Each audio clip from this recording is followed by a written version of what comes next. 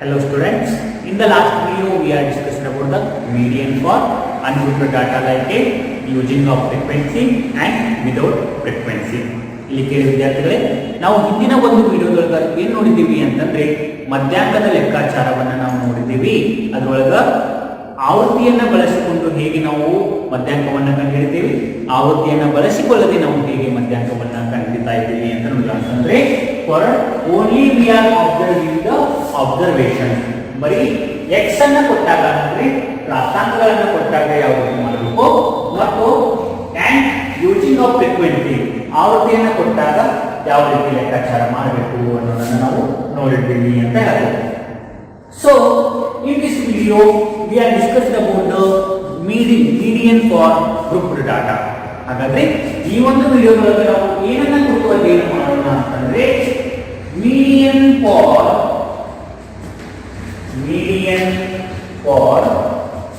grouped data. Median for grouped data ಅಂತಂದ್ರೆ ಸತತ ಚಲಕಗಳಲ್ಲಿ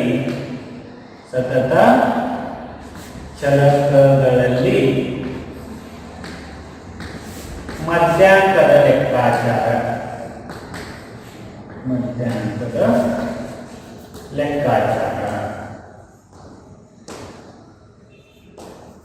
Okay, so median for grouped data we also called a continuous series of calculation of median. ಇಲ್ಲಿ ಸತತ ಚಲಕಗಳಲ್ಲಿ ಮಧ್ಯಾಂಕ ಅಥವಾ ವರ್ಗೀಕೃತ ಚಲಕಗಳಲ್ಲಿನ ಮಧ್ಯಾಂಕದ ಲೆಕ್ಕಾಚಾರವನ್ನು ಸಹ ನಾವು ಕರೆಯಬಹುದು ಅಂತ ಹೇಳ್ತಾನ. So when we are observing the grouped data like a 0 to 10, 10 to 20, 20 to 30 or etc. ನಮ್ದು 0 ರಿಂದ 10, 10 ರಿಂದ 20, 20 ರಿಂದ 30 ಅಥವಾ ಇತ್ಯಾದಿಗಳಿಗೆ ನಾವು ಏನು ಕರಿತೀವಿ, ಸತತ ಚಲಕಗಳು ಅಂತ ಕರಿತೀವಿ ಅಂತ ಹೇಳ್ತೀವಿ. So when we are observing the continuous series, so when we are calculating the median, we are taking another formula to calculate the grouped data for median.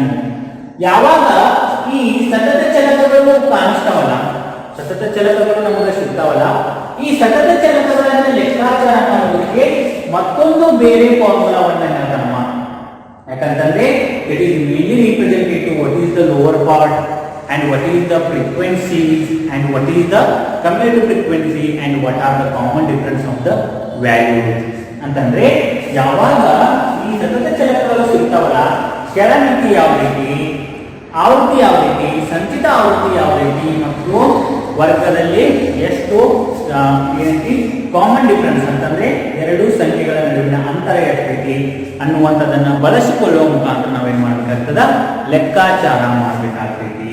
So ಹಾಗಾದ್ರೆ ಯಾವುದು ಫಾರ್ಮುಲಾ ಅಂತಂದಾಗ ಮೀಡಿಯನ್ ಇಸ್ ಈಕ್ವಲ್ ಟು, ನಾವು ಏನಂತ ಹೇಳ್ತೀವಿ ಅಂತಂದ್ರೆ median is equal to, ಅಥವಾ ನಾವು median ಅಂತಾನೆ ಹೇಳ್ತೀವಿ. ಕೆಲವೊಂದು ಸಾರಿ ಏನಿರ್ತಾನವ ಜಡ್ ಅಂತಿರ್ತಾನ, ಬಟ್ ನಮ್ಗ ನಿಮ್ಮ ಟೆಕ್ಸ್ಟ್ ಇರೋ ಪ್ರಕಾರ ಏನೈತಿ ಮೀಡಿಯನ್ ಐತಿ. Median is equal to L plus n/2 minus CF divided by F into C. ಏನೈತಿ formula?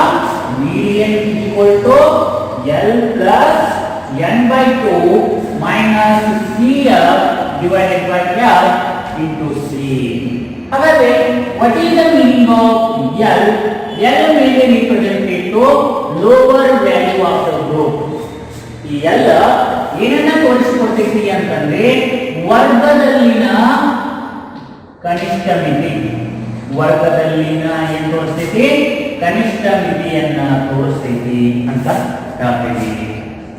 And n/2, n mainly represented to the number of frequencies. ಈ n ಏನು ತೋರಿಸಿಕೊಡ್ತೈತಿ ಅಂತ ಹೇಳ್ತಾನ ಅಂತಂದ್ರೆ ಆವೃತ್ತಿಗಳ ಒಟ್ಟು ಮೊತ್ತವನ್ನ ತೋರಿಸಿಕೊಡ್ತೈತಿ. ಆವೃತ್ತಿಗಳ ಒಟ್ಟು ಮೊತ್ತವನ್ನ ತೋರಿಸಿಕೊಡ್ತೈತಿ. CF mainly represented to what is the cumulative frequent value. ಇಲ್ಲಿ CF ಏನು ತೋರಿಸಿಕೊಡ್ತೈತಿ ಅಂತ ಹೇಳ್ತಾನ ಅಂತಂದ್ರೆ ಸಂಚಿತ ಆವೃತ್ತಿಯ ಸಂಚಿತ ಆವೃತ್ತಿಯ ಸಂಖ್ಯೆಯನ್ನು ತೋರಿಸುತ್ತೈತಿ. F may represent to the frequency or frequent. F ಏನ್ ತೋರಿಸ್ಕೊತೈತಿ ಅಂತಂದ್ರೆ ಆವೃತ್ತಿ ಯಾವ್ದೈತಿ ಅಂದ್ರೆ ನಾವು ಯಾವ ಆವೃತ್ತಿಯನ್ನ ಆಯ್ಕೆ ಮಾಡ್ಕೋಬೇಕು ಅನ್ನೋದನ್ನ ತೋರಿಸ್ಕೊತೈತಿ. ಇನ್ನು C common difference of the class, ವರ್ಗದಲ್ಲಿರ್ತಕ್ಕಂಥ ವರ್ಗಾಂತರವನ್ನ ಅಥವಾ ವರ್ಗದ ಎರಡೂ ವರ್ಗಗಳ ಅಂತರವನ್ನ ಇದು ತೋರಿಸಿಕೊಡ್ತೈತಿ ಅಂತ ಹೇಳ್ತಾರ. So when we are observing the definition of median, that is mainly represented to median is the middle value. We are taking the observations are made up of ascending order or descending order. ಅಂತಂದ್ರೆ ನಾವು ಮಧ್ಯಾಂಕದ ಒಂದು ವ್ಯಾಖ್ಯೆಯನ್ನ ನೋಡಿದಾಗ ಅದು ಏನನ್ನ ತೋರಿಸಿಕೊಡ್ತಾ ಇತ್ತು ಅಂತ ಹೇಳ್ತೀವಿ ಅಂತಂದ್ರೆ ಮಧ್ಯಾಂಕ ಅನ್ನುವಂಥದ್ದು ಮಧ್ಯದ ಸಂಖ್ಯೆಯಾಗಿದ್ದು ಪ್ರಾಪ್ತಾಂಕಗಳನ್ನ ಏರಿಕೆ ಕ್ರಮ ಅಥವಾ ಇಳಿಕೆ ಕ್ರಮದಲ್ಲಿ ಬರೆದುಕೊಳ್ಳುವ ಮುಖಾಂತರ ನಾವು ಏನ್ ಮಾಡ್ತೇವೆ ಕಂಡು ಹಿಡಿಯುತ್ತೇವೆ ಅಂತ ಹೇಳ್ತೇವೆ. So we are taking the one example. ಹಾಗಾದ್ರೆ ನಾ ಈಗ ಒಂದು ಎಕ್ಸಾಂಪಲ್ ಅನ್ನ ಬಿಡಿಸಿ ತೋರಿಸ್ತೀನಿ, ಅವಾಗ ನಿಮ್ಗೆ ಏನಾಗ್ತದ ಕ್ಲಿಯರ್ ಆಗ್ತದ. So CR is equal to 55 to 60, 55 to 50, 45 to 50 and 40 to 45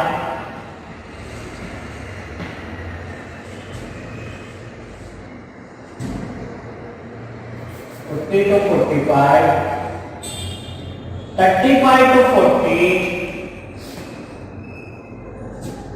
30 to 35, 25 to 30 and 20 to 25. And when we are observing the frequency 7, 13, 15, 20, 30, 33, 28 and 14. So when we are observing the example, that is mainly represented to using of grouped data and using of frequency. ಇಲ್ಲಿ ಏನನ್ನ ಕೊಟ್ಟಾನ, ಫ್ರೀಕ್ವೆನ್ಸಿಯನ್ನ ಕೊಟ್ಟಾನ ಮತ್ತು ಸತತ ಚಲಕವನ್ನ ಕೊಟ್ಟಾನ. ಹೌದು. ಹಾಗಾದ್ರೆ so when we are observing the example, we take a first step is we are rearranging the example. ಈ ರೀತಿ ಎಕ್ಸಾಂಪಲ್ ಅನ್ನ ಕೊಟ್ಟಾಗ ಇದನ್ನ ನಾವು ರೀಅರೇಂಜ್ ಮಾಡ್ಕೋಬೇಕು, ಏನು ಅಸೆಂಡಿಂಗ್ ಆರ್ಡರ್ ಪ್ರಕಾರ ಮಾಡ್ಕೋಬೇಕು ಅಂತ ಹೇಳ್ತಾರೆ. ಅಂತಂದ್ರೆ we are taking a CR is equal to 20 to 25, 25 to 30, 30 to 35, 35 to 40, 40 to 45, 45 to 50, 50 to 55, 55 to 60. Okay, and we are taking a frequency as usual. ಅಂತಂದ್ರೆ ಇಲ್ಲಿ ಏನು ಫ್ರೀಕ್ವೆನ್ಸಿ ಇರ್ತಲ್ಲ ಅದನ್ನೇ ತಗೋಬೇಕು. ಇಲ್ಲಿ ನೋಡಿ ಫ್ರೀಕ್ವೆನ್ಸಿ 20 to 25 ಎಷ್ಟಿದೆ? 14, 25 to 30 ಗೆ 28, 33, 30, 20, 15, 13 and 7. Okay, so when we are observing the construction of, it means the rearranging of the example, we are writing a formula. Next now we want to know formula number 1. Median is equal to L plus n by 2 minus CF divided by F into C. Median is equal to L plus n by 2 minus CF divided by F into C.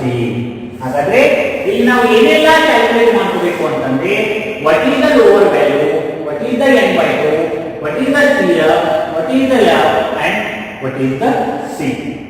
So we are observing that we are easily calculating the n. ನಾವು n ಅನ್ನು ಈಸಿಯಾಗಿ calculate ಮಾಡ್ಕೋಬಹುದಿಲ್ಲ. n ಅಂತಂದ್ರೆ ಏನು? Total adding of frequency. ಫ್ರೀಕ್ವೆನ್ಸಿಯನ್ನ ಎಲ್ಲವನ್ನ ನಾವು add ಮಾಡ್ತಾ ಹೋಗಿವಿ ಅಂತ ಬರುವಂತದ್ದು ಏನಾಗುತ್ತೆ ನನಗೆ? 10 15 15 18 18 26 30 and next 4 5 7 10 10 15 16 160 ಆಯ್ತು. 160 ಬಂತ ನಮಗೆ n. ನನಗೆ ಏನು ಬೇಕಿದೆ?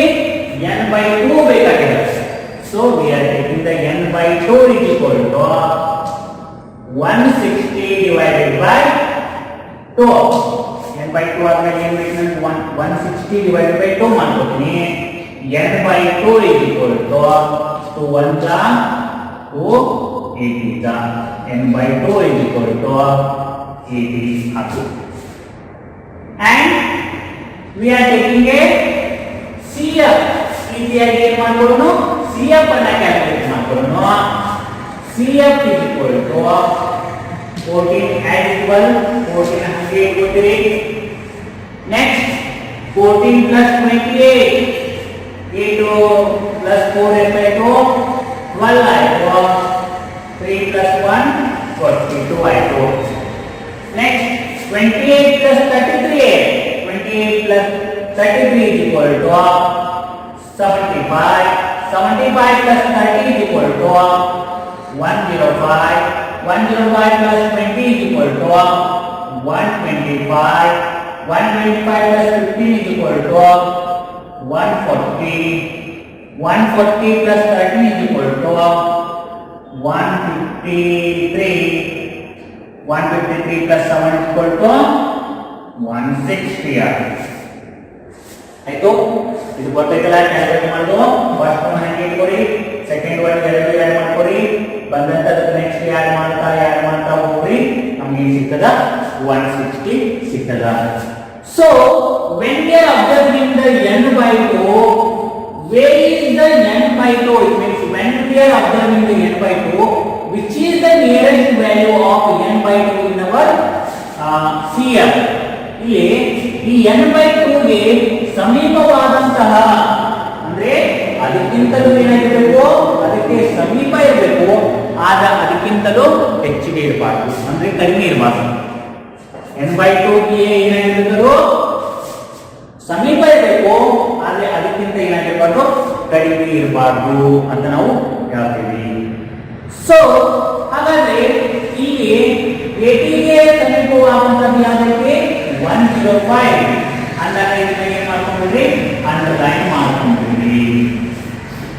n by 2 ಗೆ ಯಾವುದು ಸಮೀಪ? ಇಲ್ಲಿ ನೋಡಿ 75 ಐತಿ, ಆದ್ರೆ ಅದಕ್ಕಿಂತ ಕಡಿಮೆ ಐತಿ, ಬಟ್ ಇದಕ್ಕೆ ಈಕ್ವಲ್, ಇದಕ್ಕಿಂತ ಜಾಸ್ತಿ ಬೇಕು.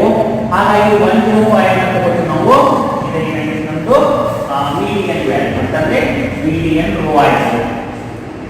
ಹಾಗಾದ್ರೆ ಇಲ್ಲಿ ಬರ್ತಕ್ಕಂಥ ಈ ಲೈನ್ ಒಳಗೆ ಬರ್ತಕ್ಕಂಥ ಕ್ಲಾಸ್ ಒಳಗಿಂದು 35 ಅಂತ ಏನಿದು? L. L is equal to 35. 30 is our frequency.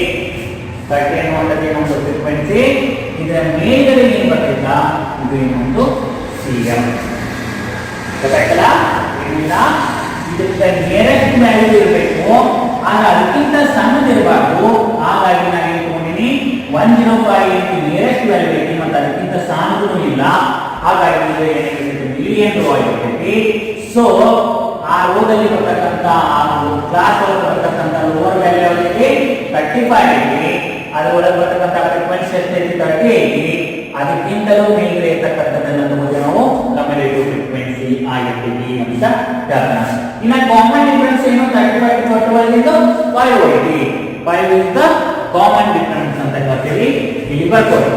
L is equal to 35, F is equal to 30, CF is equal to 75 and C is equal to 5. ಎಲ್ಲ ವ್ಯಾಲ್ಯೂಸ್ ಸಿಕ್ಕು ನಮಗ L ಸಿಕ್ತು, M ಸಿಕ್ತು, CF ಸಿಕ್ತು, C ಸಿಕ್ತು. C ಅಂದ್ರೆ common difference of the class interval. Class interval ಇರತಕ್ಕಂತ common difference ಆಗಿರುತ್ತೆ. ಈಗ ಅದನ್ನ ಪುಟ್ ಮಾಡ್ಕೊಳ್ಳಿ.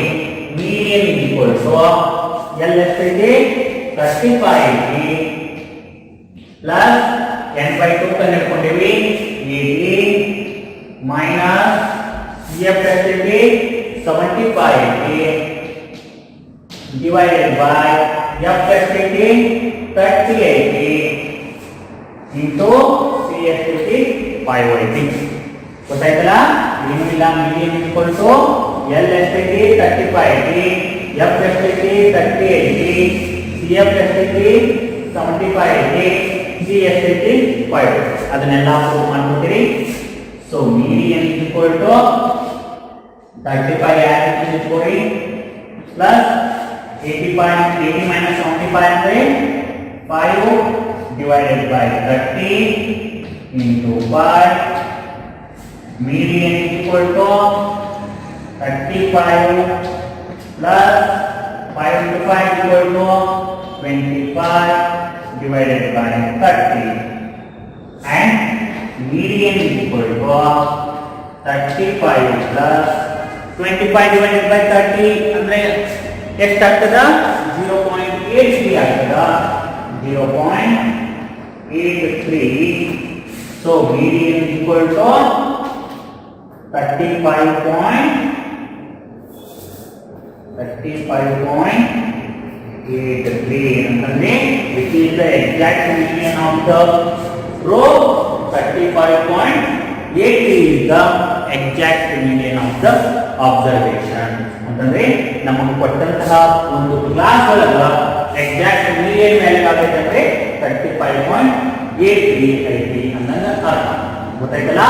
ಈ ರೀತಿ ವ್ಯಾಲ್ಯೂಗಳನ್ನ ಕೊಟ್ಟು ಅಂತಂದ್ರೆ ಮೊದಲಿಗೆ ಹೈಯರ್ ವ್ಯಾಲ್ಯೂ ಕೊಟ್ಟು ಲೋವರ್ ವ್ಯಾಲ್ಯೂ ಕೊಟ್ಟು ಅಂದ್ರೆ ಅದನ್ನ ರೀರೈಟ್ ಮಾಡ್ಕೊಳ್ಳಿ, ಅಂತಂದ್ರೆ ರಿಅರೇಂಜ್ ಮಾಡ್ಕೊಳ್ಳಿ. ರಿಅರೇಂಜ್ ಮಾಡ್ಕೊಂಡ ನಂತರ CF ಅನ್ನ ಕ್ಯಾಲ್ಕುಲೇಟ್ ಮಾಡ್ಕೊಳ್ಳಿ. CF ಬಂದ ತಕ್ಷಣ n by n ಅನ್ನ ಕ್ಯಾಲ್ಕುಲೇಟ್ ಮಾಡ್ಕೊಳ್ಳಿ. n ಬಂದಂತ ಅದನ್ನ n by 2 ಮಾಡ್ಕೊಳ್ಳಿ. n by 2 ಗೆ ಇರ್ತಕ್ಕಂಥದ್ದು ನಿಯರೆಸ್ಟ್ ವ್ಯಾಲ್ಯೂಗಳನ್ನ ಫೈಂಡ್ ಔಟ್ ಮಾಡಿ. ಅದಕ್ಕಿಂತಲೂ ಏನಾಗಿರ್ಬೇಕು, ಅದು ಇಟ್ ಮೀನ್ಸ್ ನಿಯರ್ ಆಗಿರ್ಬೇಕು, ಬಟ್ ಅದಕ್ಕಿಂತ ಏನಾಗಿರ್ಬಾರ್ದು, ಸಣ್ಣ ಇರಬಾರ್ದು. ಸೊ ಹಾಗಾಗಿ ನಾವು 105 ಅನ್ನ ತಗೊಳ್ತೀವಿ.